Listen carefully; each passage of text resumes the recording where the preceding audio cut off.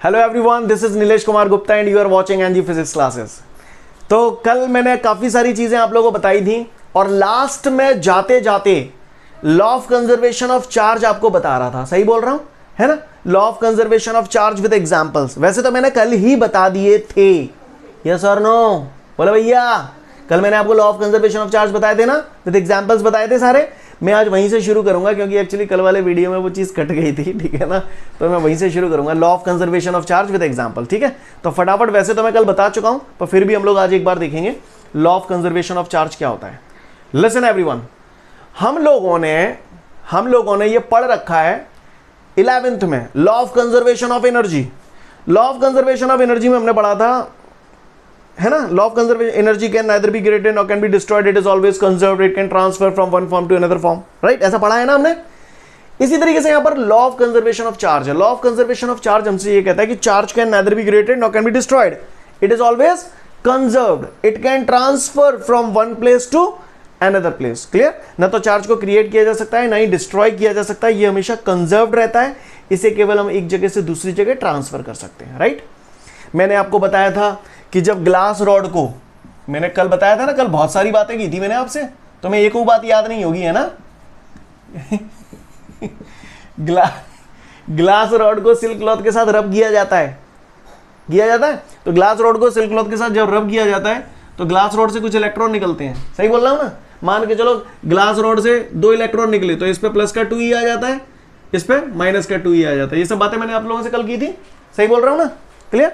अगर यहाँ पे 5 इलेक्ट्रॉन निकलते तो जहाँ पे प्लस को 5 ही, जहाँ पे माइनस को 5 ही। समझ में आ रही है मेरी बात, है ना? ये सब बातें मैंने कल की थी आपसे। कहने का तात्पर्य यह है कि भैया यहां पर चार्ज न तो क्रिएट हो रहा है न डिस्ट्रॉय हो रहा है, बस चार्जेस का ट्रांसफॉर्मेशन हो रहा है। क्योंकि यहां से 2 इलेक्ट्रॉन निकल गए इसलिए इस पे प्लस का 2e है, और 2 इलेक्ट्रॉन यहां पहुंच गए इस पे माइनस 2e है। आप टोटल करोगे तो दोनों टोटल मिला के तो कहानी 0 हो जाएगी ना। तो चार्ज न तो क्रिएट हुआ न डिस्ट्रॉय हुआ, केवल एक जगह से दूसरी जगह ट्रांसफर हुआ। समझ में आ रही बात? तो यही law of conservation of charge कहता है, कल पढ़ चुके थे आप लोग। Charge can neither be created nor can be destroyed, it is always conserved, it can transfer from one place to another place, right? अच्छा, दूसरी बात, आपने ग्लास रॉड को सिल्क क्लॉथ के साथ रब किया, रब करने के बाद आपने देखा इलेक्ट्रॉनों का ट्रांसफॉर्मेशन हो गया भैया। अब तुम उठा के जो सोचोगे यार जमीन पे रख दूं तो फिर ये चार्ज बने नहीं रहेगा इस पे। अगर आप इसे जमीन पे रख देंगे तो ये पूरा चार्ज जो होगा वो जमीन में चला जाएगा। मैं चाहता हूं कि इसके अंदर चार्ज बना रहे, तो इसको हमें क्या करना पड़ेगा? जमीन से अलग करना पड़ेगा, है ना? जमीन, समझ रहे हैं ना मेरी बात को? जमीन से आइसोलेट करना पड़ेगा। इसीलिए यहां पर इसका जो डेफिनेशन लिखा गया उसमें लिखा है इन एन आइसोलेटेड सिस्टम। तो आइसोलेटेड सिस्टम का मतलब समझे? आइसोलेटेड सिस्टम का मतलब इसे जमीन से अलग रखना है। समझ में आ रही मेरी बात? कल बताया था मैंने आपको। वैसे तो in an isolated system charge can neither be created nor can be destroyed, it is always conserved, it can transfer from one place to another place. Clear? समझ में आ रही बात? फिर से एक बार बोल रहा हूं, law of conservation of charge, in an isolated system charge can neither be created nor can be destroyed, it is always conserved, it can transfer from one place to another place। Clear है सभी को? बोलो भैया, यहां तक बात समझ में आ रही है सभी को? इसके बाद इसका एग्जाम्पल जो दिया था वो यही दिया था जो हमने पढ़ा था कल। ग्लास रॉड को सिल्क क्लॉथ के साथ जब रब किया जाता है तो ग्लास रॉड पर ठीक उतना ही पॉजिटिव चार्ज आता है जितना कि सिल्क क्लॉथ पे नेगेटिव चार्ज आता है, न कम न ज्यादा। क्लियर? ये इसका एक एग्जाम्पल हो गया। इसी तरीके से कल आपने दूसरा एग्जाम्पल भी पढ़ा था, उसमें आपने एक एबोनाइट का रॉड लिया था, अगर आपको याद हो तो। वो एबोनाइट रॉड को आपने फर के साथ रब किया था, याद है? एबोनाइट रॉड को फर के साथ जब रब किया जाता है तो एबोनाइट पे नेगेटिव आता है, फर पे पॉजिटिव आता है। ये सब बताया था आपको, याद है? क्लियर? तो एबोनाइट रॉड, दूसरा एग्जांपल बता रहा हूं, एबोनाइट रॉड को फर के साथ जब रब किया जाता है तो एबोनाइट रॉड पे ठीक उतना ही पॉजिटिव चार्ज आता है जितना कि फर पर नेगेटिव चार्ज आता है। क्लियर है? ये सब बातें हम लोग कल तक कर चुके थे। क्या मैं उम्मीद करूं यहां तक हम सबको क्लियर है? बोलो भैया। तो law of conservation of charge हम लोग चिपका देंगे सभी लोग। हाँ, किसी ने अगर पूछ लिया law of conservation of charge क्या होता है तो मन बत देंगे वहां को? क्लियर? कि चुप रह जाएंगे? मन भरोगे? ठीक है, कोई बात नहीं। क्लियर? तो आगे बढ़ जाऊं? हाँ, चलो। तो law of conservation of charge with example आप लोग अपने नोट्स में पढ़ लो फटाफट, फुर्ती में, जल्दी से, है ना? एक बार रीडिंग ले लो, फिर मैं आगे बढ़ूंगा, ठीक है? इसके बाद हम लोगों को दिया गया है एक नोट, और उस नोट में क्या दिया गया है मैं आप लोगों को बताने जा रहा हूं, ध्यान से सुनेंगे। जैसे मैंने बोला यार वो तो मेरा एंटी है। एंटी का मतलब समझते हो? जैसे कई बार आप लोग अपने फ्रेंड्स में बोलते होगे यार वो तो मेरा एंटी है, गर्ल्स भी बोलती हैं अरे वो लड़की तो मेरी एंटी है, ऐसे बोलते हैं ना। एंटी, आंटी ना बोल लो, एंटी बोल रहा हूं, एंटी, क्लियर। आंटी कर रहे हैं वे, क्लियर। एंटी का मतलब शत्रु, ऑपोजिट, क्लियर, क्लियर है ना। लिसन, पॉजिटिव का एंटी क्या होगा? पॉजिटिव का एंटी क्या होगा? नेगेटिव। नेगेटिव का एंटी क्या होगा? पॉजिटिव। यस का एंटी कौन होगा? नो। नो का एंटी यस। अप का एंटी डाउन। डाउन का एंटी अप। समझ गए ना एंटी क्या होता है? बोले भैया, सीन क्लियर है। एक पार्टी, जैसे आपने इलेक्ट्रॉन सुना है, इलेक्ट्रॉन सुना है, आपने प्रोटॉन भी सुना है, आपने पॉजिट्रॉन नहीं सुना। सही बोल रहा हूं ना? पॉजिट्रॉन सुना है? नहीं सुना, कोई बात नहीं, मैं बता रहा हूं। पॉजिट्रॉन भी अपने आप में एक पार्टिकल होता है। आपको बता दूं, अभी तक आपकी जो नॉलेज कहती है वो न्यूक्लियस के अंदर प्रोटॉन और न्यूट्रॉन होते हैं। सही बोल रहा हूं ना? प्रोटॉन और न्यूट्रॉन होते हैं। आपकी जानकारी बता दूं, न्यूक्लियस के अंदर 32 टाइप के पार्टिकल होते हैं, 32 टाइप्स के, पर वो सब जानना हमारे लिए जरूरी नहीं है। तो खैर, फिलहाल मैं बात कर रहा हूं पॉजिट्रॉन भी, जैसे इलेक्ट्रॉन एक पार्टिकल है, प्रोटॉन एक पार्टिकल है, वैसे पॉजिट्रॉन भी एक पार्टिकल है, क्लियर। और पॉजिट्रॉन को हम लोग इलेक्ट्रॉन का एंटी पार्टिकल बोलते हैं। Positron is the anti particle of electron. यानी जाका मतलब ये है कि पॉजिट्रॉन के लक्षण और इलेक्ट्रॉन के लक्षण बिल्कुल सेम है। 2 पे चार्ज की वैल्यू सेम, 2 के मास सेम। फिर एंटी क्यों है? एंटी इसलिए है क्योंकि इलेक्ट्रॉन पे नेगेटिव चार्ज होता है और पॉजिट्रॉन पे पॉजिटिव चार्ज होता है, इसीलिए हम लोग इन्हें एंटी बोलते हैं एक दूसरे के। समझ में आ रही है बात? कोई पूछे which is the anti particle of electron, तो बोलना positron is the anti particle of electron. Clear? Okay है ना। Positron is the anti particle of electron, या electron is the anti particle of positron. बात समझ में आ रही है सभी को? क्लियर है? हालांकि आपके नोट्सों में कुछ एक चीजें लिखी हुई हैं, पर फिर भी मैं कुछ चीजें बोर्ड पे लिख रहा हूं यहां पर, राइट। और आप लोगों को वो टेबल बनानी, कल मैंने समझा दिया था ना, एक रजिस्टर मेंटेन करना है 11th वाले पार्ट में। तो ये जो मैं आपको नोट करा रहा हूं, क्योंकि 11th की आपकी जो कमजोरियां हैं उन्हें दूर कर लो, तो 11th वाले पार्ट में लिखना आपको ये बहुत काम आएगा। समझ में आ रही है मेरी बात? तो मैं एक टेबल बनवा रहा हूं, उसे फटाफट नोट डाउन कर लो आप सब लोग, ठीक है, फुर्ती में। चलो तो नोट डाउन करते हैं, मेरे साथ साथ आप लोग भी नोट डाउन करते जाना, ठीक है। फिर उसके बाद हम लोग समझेंगे इसको, ठीक। चलिए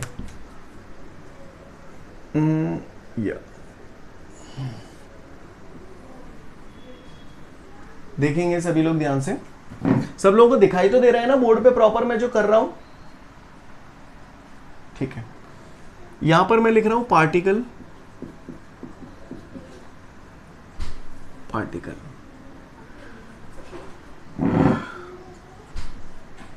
ये मैंने लिखा पॉजिट्रॉन, इलेक्ट्रॉन, प्रोटॉन,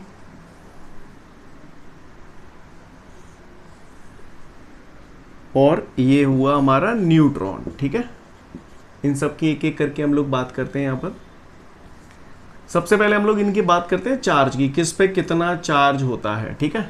तो पॉजिट्रॉन पे जो चार्ज होता है बेटा, पॉजिट्रॉन पे जो चार्ज होता है that is 1.6 into 10 to the power minus 19 coulomb.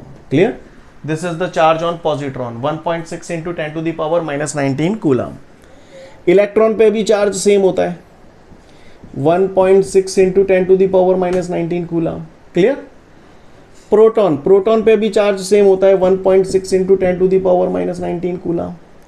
अब बात आती है न्यूट्रॉन। न्यूट्रॉन नाम से पता चल रहा है न्यूट्रल है, और न्यूट्रल है तो इसका मतलब उस पर चार्ज कितना हुआ? 0। Very good. तो न्यूट्रॉन पे जो चार्ज होता है दैट इज 0। सीन क्लियर है भैया? बोलो, सीन क्लियर? अब बात आता है nature of charge. Nature of charge, charge का नेचर कैसा होता है? मैंने एक दिन एक से पूछी, कह रे इलेक्ट्रॉन पे चार्ज का नेचर कैसा होता है? तो बोले बढ़िया होता है। क्लियर? रेपटा दो मैंने वहां में खींच गए।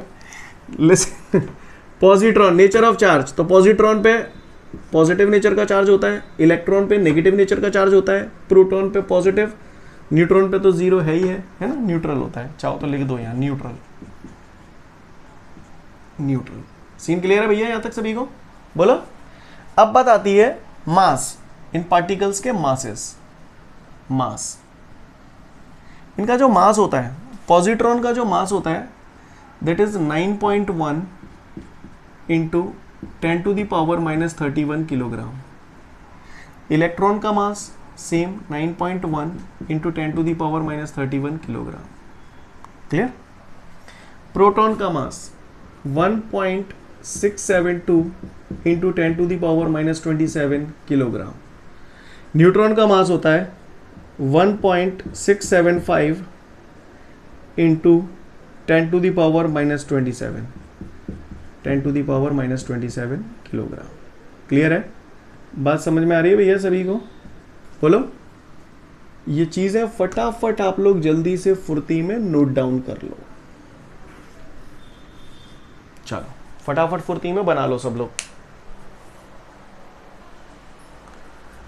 लुक एवरीवन, ये जो टेबल आपको दिख रही है, इस टेबल की डेप्थ में अगर मैं जाऊं तो गौर से देखिएगा, इस पॉजिट्रॉन और इलेक्ट्रॉन को ध्यान से देखिएगा, इस टेबल को। ठीक है, पॉजिट्रॉन और इलेक्ट्रॉन सारे लक्षण सेम है, सेम सेम, केवल पॉजिटिव और नेगेटिव का फर्क है। सही बोल रहा हूं? इसीलिए बोलते हैं positron is the anti particle of electron, क्योंकि इनके सारे लक्षण सेम होते हैं, केवल नेचर अपोजिट होता है। ये पॉजिटिव नेचर का है, ये नेगेटिव नेचर का है। सीन क्लियर है भैया? बोलो, समझ में आई कि नहीं आई बात? Scene clear? मेरी दूसरी बात, अब आते हैं अपन इधर। ठीक है, थोड़ा मैं यहाँ कुछ एक पॉइंट्स लिखूंगा और वो भी आपको ऐड करने हैं। ठीक है, समझिएगा पहले उनको, बाद में ऐड करना है। ठीक है, ये सब चीजें आपको चकाचक याद होनी चाहिए। स्पेशली इसमें इलेक्ट्रॉन, प्रोटॉन और न्यूट्रॉन बिल्कुल टक याद होनी चाहिए, चकाचक। आपको फिजिक्स में भी बहुत हेल्प करेंगे और आपको केमिस्ट्री में भी बहुत हेल्प करेंगे। वैसे तो ये चीजें आपको 11th से पता होनी चाहिए थी, पर नहीं पता तो कोई बात नहीं, मैं बता रहा हूं आप लोगों को। ठीक है, देखिएगा इधर, प्रोटॉन पे चार्ज और इलेक्ट्रॉन पे चार्ज बराबर है, बराबर है ना? तो मैं इसे कईयों बार ऐसे भी लिखता हूं, चार्ज ऑन प्रोटॉन, ठीक है, is equal to charge of electron. बात समझ में आई आपको? क्यों लिखा मैंने, किस आधार पे लिखा? ओके। और ये जो वैल्यूज लिखी गई है ना, ये सब टकाटक याद होनी चाहिए, बिल्कुल घुटी घुटाई, रटी रटाई होनी चाहिए, बिल्कुल याद ही करनी पड़ेंगी और कोई चारा नहीं है। समझ में आ रही है बात? दूसरी बात, इधर आओ जरा, इस पे आते हैं। प्रोटॉन का मास है, न्यूट्रॉन का मास है। ध्यान दीजिएगा, तुमने जुड़वा देखे? कहूं जुड़वा भैया है, जुड़वा भैया बिन जुड़वन तो न्यो पूछी जाते, काहे रे तुम में तो को बड़ो है? तो जो कहते मैं जावा रही तो 2 सेकंड बड़ो हूं, ऐसे कहते हैं ना, है ना, कहते हैं ना। जबकि वास्तव में हम लोग एक कॉमन सेंस अगर अपन लगाए तो हम लोग क्या समझे, भैया 2 बरोबर है, ना कोई बड़ो है ना कोई, पर फिर को कहते हो भैया मैं 2 सेकंड बड़ो हूं। ऐसा होता है कि नहीं होता है? पहले बताओ, होता है ना? अब आप इधर आओ जरा, सेम चीज यहां पर हो रही है, गौर से देखिएगा। प्रोटॉन का मास ये है, दिखाई दे रहा है सभी को, और न्यूट्रॉन का मास ये है। अगर बात मुद्दे वाली आ जाए कि भैया वैसे तो मुझे दिख रहा हो 1.67 1.67 10 की पावर भी सेम है, तो मुझे तो 2 बराबर दिख रहे हैं, है ना? मुझे क्या कोई पूछे प्रोटॉन और न्यूट्रॉन का मास बराबर होते हैं, लेकिन अगर कोई न्यू ही पूछे कि भैया कौन सा बड़ो है और कौन सा छोटो है, अगर बात वही की आ जाए तो बताओ भैया किसका मास ज्यादा है? प्रोटॉन को जो लिखो, न्यूट्रॉन को जो लिखो, बताओ किसका ज्यादा है, प्रोटॉन का या न्यूट्रॉन का? हाँ, प्रोटॉन का कैसे हो जाएगा, न्यूट्रॉन का ज्यादा है। 672 और जो 675, को बड़ा न्यूट्रॉन बड़ा, राइट? अगर बड़ा छोटा ही पूछे किसका मास ज्यादा किसका मास कम, तो हमेशा बोलना न्यूट्रॉन का मास ज्यादा होता है प्रोटॉन से। समझ गए?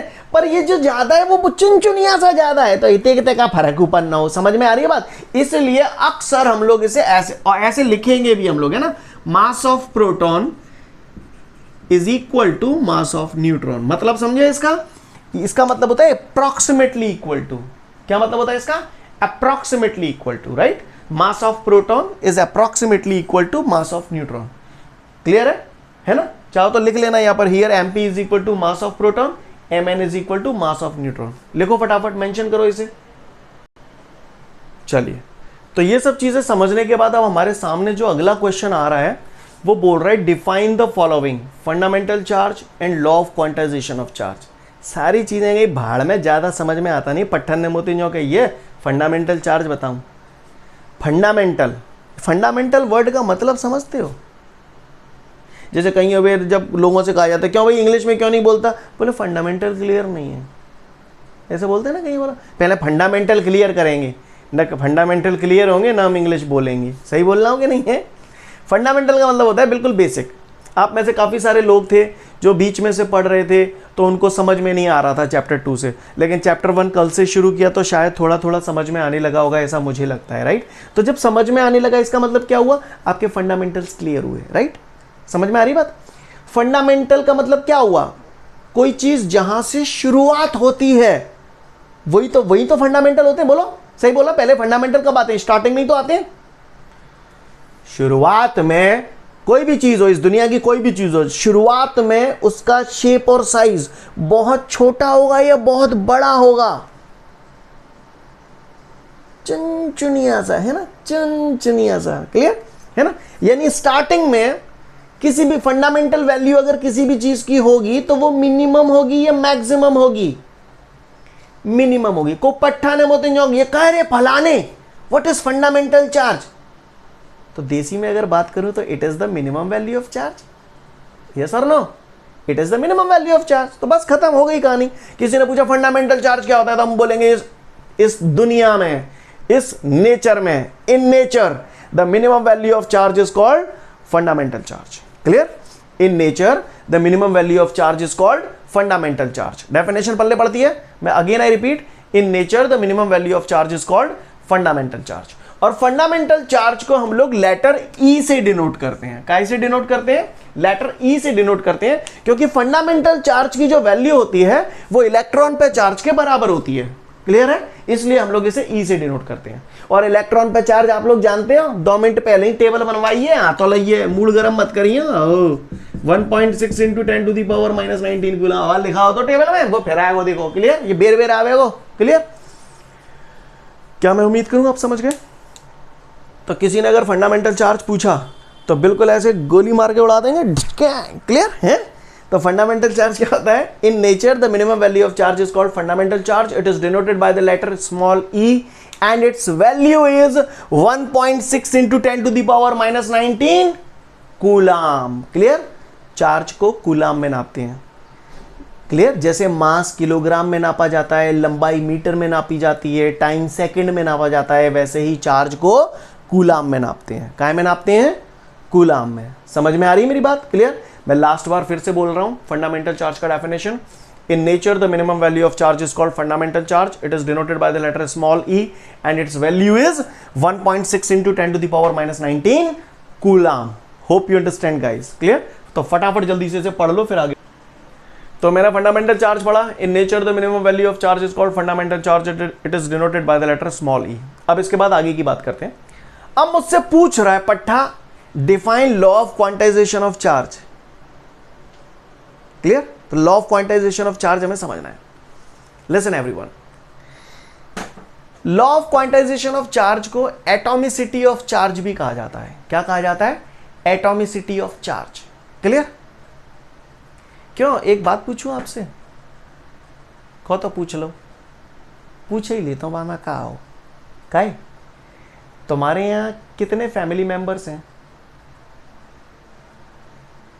अच्छा, सबके यहां कुछ ना कुछ वैल्यू आ रही है। सही बोल रहा हूं, है ना? ऐसे कितने लोग हैं जिनके यहां टोटल फैमिली मेंबर्स जो हैं वो 3.5 हैं?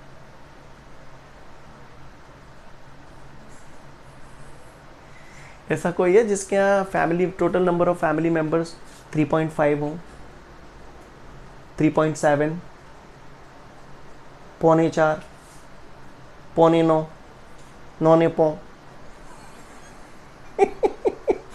अच्छा, नहीं होते। किसी की भी फैमिली में, इस दुनिया में किसी की भी फैमिली हो, उसके यहाँ ऐसे इतने नंबर ऑफ इतने फैमिली मेंबर नहीं होंगे। सही बोल रहा हूँ ना? नंबर ऑफ फैमिली मेंबर में अगर पूछ रहा हूं तो वो 3.5, 3.25, 10.25 ऐसे नहीं होंगे। वो अपने आप में कंप्लीट नंबर होगा, कंप्लीट नंबर।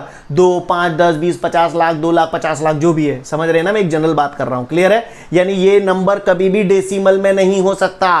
क्यों? किसी के यहाँ 3/5 फैमिली मेंबर है क्या? 3/5, 6/9, यानी फैमिली मेंबर्स फ्रैक्शंस में नहीं हो सकते, फैमिली मेंबर्स डेसिमल में नहीं हो सकते। वो अपने आप में कंप्लीट वैल्यू होगी। यस और नो? समझ में आई बात? जो बोला वो समझ में आया? पका पका। अच्छा तो देख कौन सा बतावे होम्योपैथी, अइयों ने बताइए कल बड़ा बड़ा बड़ा शान मार रहे थे, अभी हम तो पढ़ के आए हैं कल का, देखेंगे कौन सा बतावे होम्योपैथी। अइयों ने बताइए जो ग्लास रॉड है, कौन सी रॉड है, ग्लास रॉड, और ये है सिल्क क्लॉथ, ठीक है, ग्लास रॉड है, ये सिल्क क्लॉथ है। ग्लास रॉड को सिल्क क्लॉथ के साथ जब रब किया तो सुना है इलेक्ट्रॉनों का ट्रांसफॉर्मेशन हुआ। अच्छा ऐसे इलेक्ट्रॉन निकल गए, तो जहां पे कौन सा चार्ज आओ तो पॉजिटिव, जहां पे कौन सा आओ तो। पर मेरा क्वेश्चन जे थोड़ी जो तो को बता दे जा मैं खाओ, क्वेश्चन तो मेरा ये है कि जहां पे 2 इलेक्ट्रॉन निकले हैं जालंग 2 इलेक्ट्रॉन, तो इस पे चार्ज कितना आएगा फिर, प्लस टूइंग बोलो, और ये माइनस की टूइंग बोलो, सही बोल रहा हूं है। अगर 3 इलेक्ट्रॉन जाते तो प्लस का 3, 4 इलेक्ट्रॉन जाते तो प्लस का 4 ही, ऐसे यहां माइनस के आ जाते नहीं आ जाते। ऐसे बोल सकता हूं क्या कि जहां 1.5 इलेक्ट्रॉन चलो वो 1.5 इलेक्ट्रॉन नहीं जाएगा ना, 1.25 इलेक्ट्रॉन, जितने भी इलेक्ट्रॉन जाएंगे अपने आप में कंप्लीट नंबर होगा कि नहीं होगा ना। यानी किसी भी बॉडी पे जो चार्ज की वैल्यू होगी, चार्ज को क्यू से डिनोट करते हैं है ना, किसी भी बॉडी पे चार्ज की जो वैल्यू होगी वो ई, और ये क्या होगा, ये अपने आप में कंप्लीट नंबर होगा। यस और नो, क्लियर। इस दुनिया में, इस नेचर में चार्ज की जो वैल्यू होती है that is the integer multiple. Integer multiple यानी ये कंप्लीट नंबर होगा, कंप्लीट नंबर। समझ में आ रही बात। इन nature the charge is always integer multiple of जिका है इलेक्ट्रॉन। तो मैं समझ गया फंडामेंटल चार्ज, बोलो हवाली पढ़ो 2 मिनट पहले। फंडामेंटल चार्ज कौन सा मेंटल, फंडामेंटल, समझ गए, क्लियर। इन नेचर, सॉरी किसी ने पूछा law of quantization of charge क्या होता है, तो हम उसे बोलेंगे according to the law of quantization of charge in nature the value of charge is always integer multiple of fundamental charge. Scene clear है। एन यहां पर क्या है, नंबर ऑफ इलेक्ट्रॉन, कितने नंबर ऑफ इलेक्ट्रॉन इधर उधर जा रहे हैं ना। एन की वैल्यू यहां पर क्या हो सकती है 1 2 3 ब्ला ब्ला ब्ला ब्ला ब्ला। क्लियर है, नहीं है मेरी बात समझ में, सीन क्लियर है, बोलो है क्या। एन की वैल्यू यहां पर ऐसे हो सकती है क्या 1.2 9.7, किसी बॉडी पर चार्ज ये वाला हो सकता है क्या, बताना जरा। 1.5 ई ऐसे हो सकता है क्या, 2/3 ई ऐसे हो सकता है क्या। इस टाइप के चार्ज नहीं हो सकते। ई के बगल से अगर कोई होगा तो वो अपने आप में एक पूरा नंबर ही होगा, डेसिमल में या फ्रैक्शन में नहीं हो सकते। गॉट इट, समझ में आया कि नहीं आया, पहले ये बताओ। हाँ अच्छी बात है, आप महान हैं। अच्छा ये तो ठीक है, अच्छी बात है, लेकिन चार्ज किस नेचर का आता है, ये तो पॉजिटिव आवेगा या नेगेटिव आवेगा। जाके अलावा कोई तीसरा चार्ज हो तो है का ना हो तो जी मैंने प्लस माइनस, ठीक है। प्लस कब आवत है, जब इलेक्ट्रॉन निकल जाते हैं, जो लुटावत है, सही बोल रहा हूं, और जो लूटत है तापे नेगेटिव आ जाते है। नहीं आई मेरी बात समझ में, बोलो भैया। तो किसी पट्टे ने अगर हमसे पूछ लिया कि फलाने ये law of quantization of charge क्या होता है, तो फलाने का कहेंगे मुझे ना मालूम, तू ही बता दे।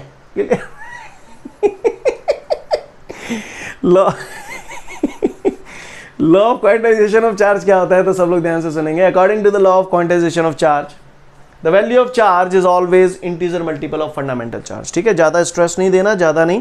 देखो बेटा पढ़ना है, समझना है, अपनी लैंग्वेज में लिखना है। तो मैं बिल्कुल सिंपल बोलता हूँ। किसी ने पूछा law of quantization of charge क्या होता है, तो मैं बोलूंगा in nature the value of charge is always integer multiple of fundamental charge. Got it, enough, समझ गए ना। फॉर्मूला हो गया Q is equal to plus minus n. N number of electrons है यहाँ, एन की वैल्यू 1 2 3 कुछ भी हो सकती है। बोलो भैया काउए को परेशानी, समझ गए। Law of quantization of charge को हम लोग एटॉमिसिटी ऑफ चार्ज भी बोलते हैं। अगर कोई आपको एटॉमिसिटी ऑफ चार्ज बोले तो भी यही लिख देना, law of quantization of charge बोले तो भी यही चिपका देना। चिपका दो, नहीं चिपका दोगे, चिपका दोगे, क्लियर। तो फटाफट जल्दी से पढ़ लो अपने नोट्सों में से फुर्ती में। तो कल मैंने जाते जाते आप लोगों को ये बता दिया था कि पॉजिटिव लिखाया भी था कल, positive charge always indicate the deficiency of electrons and negative charge always indicate the excess of electrons, है ना। तो फटाफट जल्दी से फुर्ती में एक नोट दिया गया है आपके नोट्सों में, वो देख लो आप समझ जाओगे। फिर उसके बाद हम लोग आगे बढ़ेंगे, ठीक है। देखो इसके जस्ट बाद नोट दिया है law of quantization of charge के बाद, 2 नोट दिए हैं, दोनों को चमका दो, फिर आगे बढ़ता हूं। सभी लोग ध्यान देंगे, जो अगला क्वेश्चन है हमारे सामने वो पूछ रहा है define which type of quantity is the charge and also find its dimensional formula, right, clear. तो सभी लोग ध्यान से देखें, आपको बता दूं चार्ज का एक फॉर्मूला होता है जो आपको आगे तक काम देगा। चैप्टर नंबर 4 चैप्टर नंबर 3 पढ़ाऊंगा आपको। चैप्टर नंबर 3 जिस दिन शुरू होगा पहले दिन ये फॉर्मूला दोबारा आएगा जो मैं अभी बता रहा हूँ। ये फॉर्मूला चार्ज का एक फॉर्मूला होता है Q is equal to I t, clear, Q is equal to I t, ऐसे याद कर लेना। Q बोले तो क्यों, आई आप जानते ही हो, टी का मतलब थी, क्यों आई थी, Q बराबर आई टी, क्लियर, ओके, Q बराबर आई टी, ओके, याद रहेगा, है ना, क्लियर। मैं बार बार बोलूंगा क्यों आई थी, क्यों आई थी, तो आपको क्लू जैसे ही मैं दूं क्यों आई थी तो आपके दिमाग में आना चाहिए Q बराबर आई टी। ओहो, आएगा कि नहीं आएगा, हाँ ठीक है। Q is equal to I t. Look everyone, I यहाँ पर करंट है और करंट को हम लोग एम्पियर में नापते हैं, करंट को एम्पियर में नापते हैं। जिन लोगों ने 11th पढ़ा होगा वो मेरी बात को अच्छे से समझ रहे होंगे। जिनका 11th का डब्बा गोल है मेरे को ये क्वेश्चन करा लेने दो, उसके बाद मैं आपको डायमेंशनल फार्मूला के कुछ टिप दूंगा, तो उसके बाद दुनिया का कोई भी डायमेंशनल फार्मूला आपके सामने आ जाए आप कर लेंगे उसे, ठीक है। फिलहाल मुझे ये क्वेश्चन करा लेने दो, ठीक है, क्योंकि काफ़ी सारे महान लोग यहाँ पर बैठे हैं जिन्होंने 11th पढ़ा नहीं है, राइट, बगैर 11th को टच किए हुए यहाँ तक आ गए हैं। सही बोल रहा हूँ ना, है ना, तो क्लियर, बढ़ूँ आगे। तो फिलहाल यहाँ समझ लो, मान लो जो भी मैं बोल रहा हूँ, आई करंट है, करंट को हम लोग एम्पियर में नापते हैं, तो करंट का डायमेंशनल फॉर्मूला हो गया ए, एम्पियर का ए होता है, राइट। टी यहाँ पर टाइम है ना, तो टाइम का डायमेंशनल फॉर्मूला होता है कैपिटल टी, टाइम, राइट। तो किसी ने पूछ लिया चार्ज का डायमेंशनल फॉर्मूला क्या होता है, तो हम उसे बोलेंगे ए टी। समझ में आया कैसे आया डायमेंशनल फॉर्मूला, क्लियर। यहाँ पर याद हमें डायमेंशनल फॉर्मूला नहीं करना, यहाँ पर याद हमें ये फॉर्मूला करना है, Q बराबर आई टी, ठीक है। ये फॉर्मूला कहाँ से आया, कैसे आया, ये सब हम लोग चैप्टर नंबर 3 में पढ़ेंगे, Q बराबर आई टी, ठीक है, कहाँ से आया, क्लियर, ओके। अच्छा, अब हमको पढ़ना है unit of charge. Unit of charge, charge की कौन कौन सी यूनिट होती हैं, तो भैया सभी लोग ध्यान देंगे, चार्ज की जो यूनिट होती हैं वो 2 प्रकार की यूनिट होती हैं। कितने प्रकार की यूनिट होती हैं, 2 प्रकार की यूनिट होती हैं। एक होती है ESU यूनिट, ESU यूनिट, एक होती है EMU यूनिट, ठीक है। ESU का फुल फॉर्म होता है इलेक्ट्रोस्टैटिक यूनिट, मैं लिख देता हूं यहां पर, इलेक्ट्रोस्टैटिक यूनिट, और EMU का फुल फॉर्म है इलेक्ट्रो मैग्नेटिक यूनिट, ठीक है। EMU का full form electromagnetic unit, ESU का फुल फॉर्म होता है इलेक्ट्रोस्टैटिक यूनिट, ठीक है। तो इसकी बात करते हैं हम लोग। इलेक्ट्रोस्टैटिक यूनिट जो होती है, एक होती है SI सिस्टम में और एक होती है CGS सिस्टम में, ठीक है। SI सिस्टम में यूनिट होती है इसकी कूलाम, क्या होती है भैया, कूलाम, क्लियर। SI सिस्टम में यूनिट होती है कूलाम और CGS सिस्टम में यूनिट होती है इसकी स्टेट कूलाम। बिल्कुल याद ही करनी पड़ेगी आपको, इसमें समझाने जैसा कुछ नहीं है, क्लियर है, क्लियर। SI सिस्टम में यूनिट होती है कूलाम, CGS सिस्टम में होती है स्टेट कूलाम, और इलेक्ट्रोमैग्नेटिक यूनिट जो होती है दैट इज एब कूलाम। क्या होती है बेटा, एब कूलाम। ये सब आपको याद करने पड़ेंगे, मैं यहाँ समझा नहीं रहा हूं आपको कुछ भी, ये बता रहा हूं कि ऐसा ऐसा होता है। समझ में आ रही है बात, क्लियर है। एक दोस्त को दूसरे दोस्त का नाम समझना पड़ता है कि क्यों रखा गया, याद ही करना पड़ता है ना, है। हमारे मुरैना के कलेक्टर कौन है, तो जी का समझाऊं को जो आते हैं वो आते हैं, नाम याद ही करना पड़ेगा ना। सिमिलरली यहाँ पर जो इलेक्ट्रोस्टैटिक यूनिट होती है चार्ज की, SI सिस्टम में कूलाम और CGS सिस्टम में स्टेट कूलाम। इसी तरीके से इलेक्ट्रोमैग्नेटिक यूनिट होती है एब कूलाम। इनमें रिलेशन भी होता है, जैसे अपन पढ़ते हैं ना 1 मीटर बराबर 100 सेंटीमीटर पढ़ते हैं ना, वैसे इनके बीच में रिलेशन होता है। मैं आपको बता दूं, 1 कूलाम बराबर होता है 3 × 10⁻9 statcoulomb. 1 coulomb is equal to 3 × 10⁻9 statcoulomb. बिल्कुल टकाटक याद होना चाहिए आपको ये टर्म, क्लियर। और 1 एब कूलाम इज इक्वल टू होता है 10 कूलाम। 1 एब कूलाम इज इक्वल टू होता है 10 कूलाम। क्लियर है बॉस, है ना। मैं आपको एक बात बता दूं, बता तो मैंने सारी चीजें दी हैं, ज्यादा आपको स्ट्रेस देने की जरूरत नहीं है। फॉर्मूला एक तो टनाटन याद होना चाहिए, पहली बात। दूसरी बात, मुझे ज़्यादा उम्मीद नहीं है, लेकिन मैं पूछूंगा, आपसे पूछूंगा, ये चीज़ आपको बहुत यूज में आएगी, राइट, ये चीज़ यूज में आएगी। मैं पूछूंगा चार्ज का एसआई सिस्टम में यूनिट क्या होता है, तो आप बोलना कूलाम, चार्ज को कूलाम में नापते हैं, राइट। एसआई सिस्टम में यूनिट होता है कूलाम, और सीजीएस सिस्टम में कोई यूनिट पूछे तो बोलना स्टेट कूलाम, ठीक है। और एक कूलाम में कितने स्टेट कूलाम होते हैं, तो 3 × 10⁻⁹ स्टेट कूलाम, इतना आपको सबसे ज़्यादा यूज में आएगा। बात समझ में आ रही है आप सभी को, क्लियर है, हम लोग लर्न कर पाएंगे इस चीज़ को। तो जल्दी से फटाफट नोट्सों में पढ़ लो इसे फुर्ती में। वेल, इतना देखने के बाद अब हम लोगों के सामने एक न्यूमेरिकल है, तो उस न्यूमेरिकल को हम सभी लोग सॉल्व करते हैं, गौर से देखेंगे सभी लोग ऑन द बोर्ड। न्यूमेरिकल में हमको दिया गया है बेटा, the charge on a conductor is -1.6 coulomb. एक कंडक्टर है जिसपे जो चार्ज है उस चार्ज की वैल्यू है -1.6 कूलाम, क्लियर। आगे वो बोल रहा है how many electrons are in excess on it, उस पर कितने इलेक्ट्रॉन एक्सेस अमाउंट में, नंबर ऑफ इलेक्ट्रॉन पूछ रहा है, कितने इलेक्ट्रॉन एक्सेस अमाउंट में, क्लियर। इसको समझने की कोशिश करते हैं, try to understand first, right. देखो ध्यान से सुनना, वो कह रहा है पहले आप बताओ, ग्लास रॉड को सिल्क क्लॉथ के साथ जब किया जाता था तो ग्लास रॉड से इलेक्ट्रॉन निकलते थे तो उस पर कौन सा चार्ज आता था, पॉजिटिव। सिल्क पे पहुंचते थे तो उस पर कौन सा आता था, नेगेटिव। अगर मैं बोलूं कि किसी कंडक्टर पे पॉजिटिव चार्ज है तो जाको मतलब क्या है कि बातें कछु इलेक्ट्रॉन निकल गए, बाने कछु इलेक्ट्रॉन लुटाए दे। कि अगर मैं बोलूं किसी कंडक्टर पे नेगेटिव चार्ज है तो जाको मतलब क्या है, बाने लूट ले, यानी उस पे इलेक्ट्रॉन सामान्य पोजीशन से ज्यादा है या कम है, ज्यादा है। तो यही तो क्वेश्चन है। वो कह रहा है एक कंडक्टर पे -1.6 कूलाम चार्ज है, माइनस का चार्ज दे रहा है, कंडक्टर पे माइनस चार्ज है, तो जाको मतलब क्या है, उस पे इलेक्ट्रॉन ज्यादा है नॉर्मल पोजीशन से। तो पूछ रहा है how many electrons are in excess on it, यानी नंबर ऑफ इलेक्ट्रॉन पूछ रहा है। कहानी समझ में आई, कहानी समझ में आई, क्लियर। तो बस चमका दो, फॉर्मूला होता है इसका Q = N, law of quantization of charge, हवाली पढ़ो है, बोलो Q = N। अच्छा, इसमें प्लस माइनस लगाने जो लिखा था ना, Q = +- N, ये फॉर्मूला था। तो प्लस माइनस केवल प्लस होता तो वो हमें ये शो कर देता है कि इलेक्ट्रॉन्स की कमी हो रही है, डेफिशिएंसी को शो करता है, और नेगेटिव होता तो एक्सेस इलेक्ट्रॉन को शो करता। बात समझ में आ रही है, यानी जब हम ये फॉर्मूला लगाएंगे तो हमें प्लस माइनस लगाने की जरूरत नहीं होती, सीधा वैल्यू रखनी है, राइट। तो Q कितना है यहाँ पर 1.6। हमें माइनस से ये पता चल गया कि उस पर इलेक्ट्रॉन सामान्य पोजीशन से ज्यादा हैं। बात समझ में आ गई सभी को, क्लियर। आप लोग जिस हिसाब से बोल रहे हैं मुझे लग रहा है आपको क्लियर है। तो Q की जगह तो मैंने टांग दिया 1.6, N मुझे निकालना है, ठीक है।